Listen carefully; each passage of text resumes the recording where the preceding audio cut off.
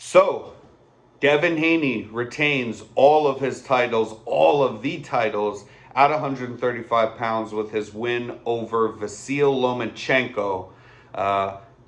If you guys watched the last episode, other episodes of this show, I've been telling you guys to bet on Devin Haney to win only by decision, which is what happened. I won some good money. Hopefully you listened and you did as well, because that's about all we can take from this. Because I'm here to tell you, even though that's a check mark, I was wrong. I was wrong because Devin Haney has one of the best jabs in the game. One of the best jabs. I think he's like the sixth most accurate with his jab of any boxer at any weight class currently. And like ranked like number 6 out of every weight class. So he's got a phenomenal jab. I watched Lomachenko take it away from him in the second half of this fight. Lomachenko's a notoriously slow starter. That's the thing we had to be worried about. I watched him come out and attempt to walk Devin Haney down, letting his hands go. And I scored the first round for him, by the way, for Lomachenko.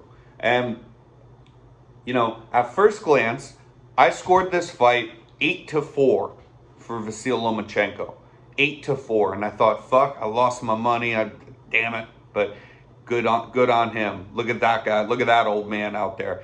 35 years old. Too small for the division. Just be real. Too small for the division. And then who's a bigger 135 pounder than Devin Haney? I mean, the guy can barely make that weight anymore because Devin Haney is going to be a big kid. He'll be up at 147 eventually. You know, he's maybe the biggest 135er versus one of the smallest 135ers who's also 35 years old at a smaller weight class.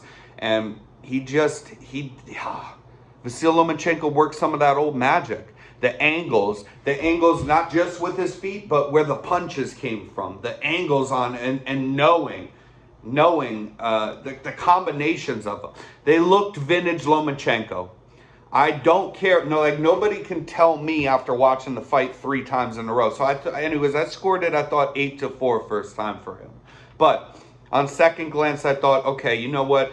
7-5, but still for Lomachenko is maybe more fair. Still make an argument for 8-4, but I thought on second glance, okay, 7-5. Watched again, I'm like, yeah, okay, let's go 7-5. So, but I thought it was 8-4. You could still maybe make the argument for that as well. Like, it's not far-fetched for Lomachenko, who lost the fight. But by my own rules, and something I talk about on this show all the time, I bring this up almost every episode. Everybody screams robbery.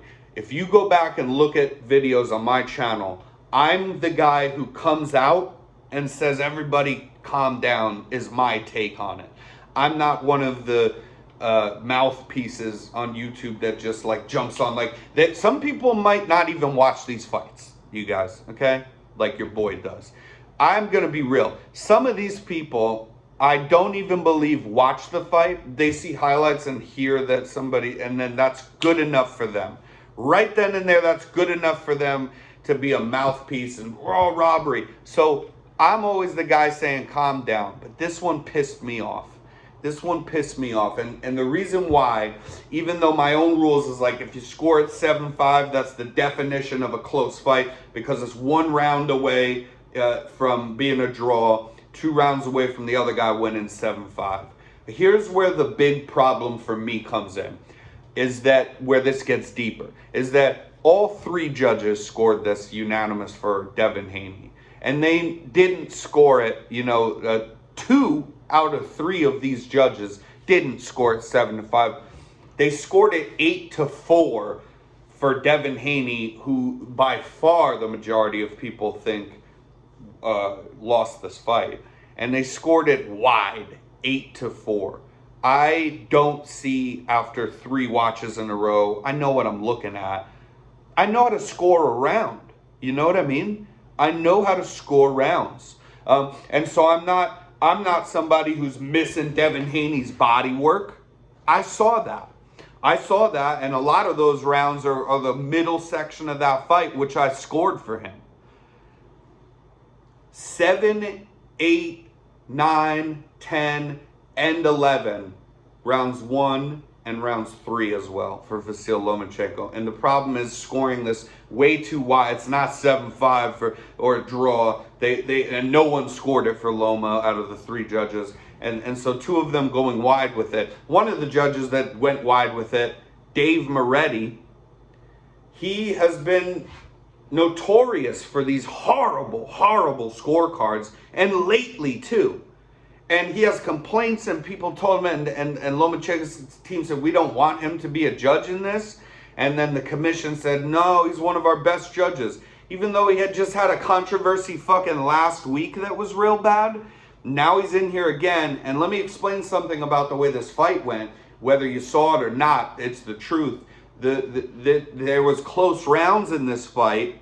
But the most dominant round for anybody, it was round 10 for Lomachenko. It was his best round by far, not a close round at all, not at all close. The easiest round to score of the fight and the most dominant by either fighter of the whole fight was round 10. And Dave Moretti, who's one of the judges, scored at 8-4, scored round 10 for Devin Haney. That's a problem. That's where we get into that's a problem. That's the stuff that needs to be discussed. And who was it? Not just judge. It was Dave Moretti. And just I'm forgetting because I'm just coming to you guys live here to do this real quick. But I'm forgetting. But Dave Moretti just the other week had a horrible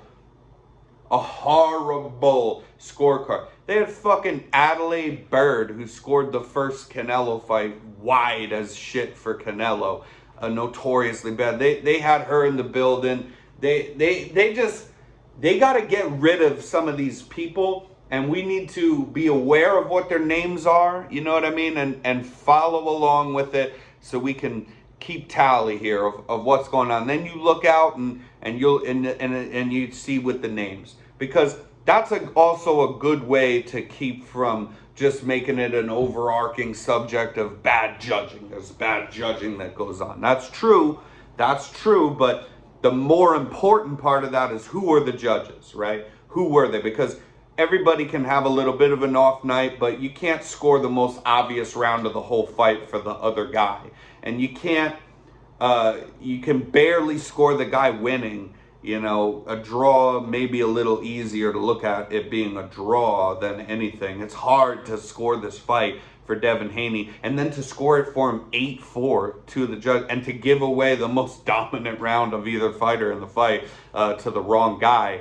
That's just crazy. And that's what makes this one different for me. And I won some good money. Because I thought that this wouldn't look nothing like the fight that happened. I thought that Devin Haney would stick the jab in his face, one of the best jabs in boxing. Would be sticking the jab in his face all night long. And then Lomachenko would, because he doesn't hit hard, like Devin Haney certainly doesn't crack or hit super hard either, right? He's not a power puncher, but he is big and fighting a smaller, older guy. I like the body work from Haney. And he fought a good fight too, where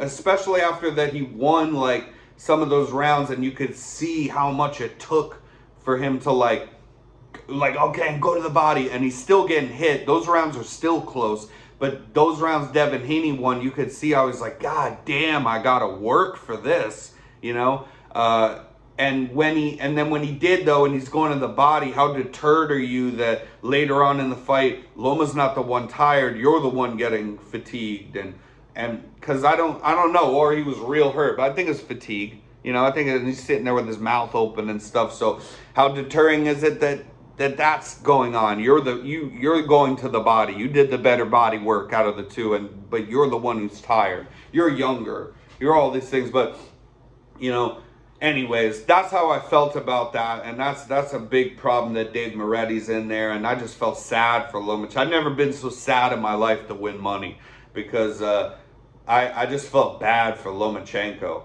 because that guy, I've always been a fan of his, you know, and a lot of people like either he's a polarizing figure as well, even though he's like a mute. He don't say shit really on the microphone, you know, even though he's learned to talk pretty good English and stuff. He don't say nothing on the microphone. He don't talk trash. He just sits there and then he performs, you know. But of late, we wondered if he would come into this. If you're being honest with yourself and you know about boxing, you've actually watched Lomachenko, you would have worried that if you were a fan of his, or you would have wondered about either way, seeing him showing up looking old a little bit and slower and not good at all against up and coming young guys, undisputed champ of the world and a very good defensive, safe fighter, you know. And I just thought that it wouldn't look nothing like this. I thought Lomachenko definitely should have won that fight, you guys.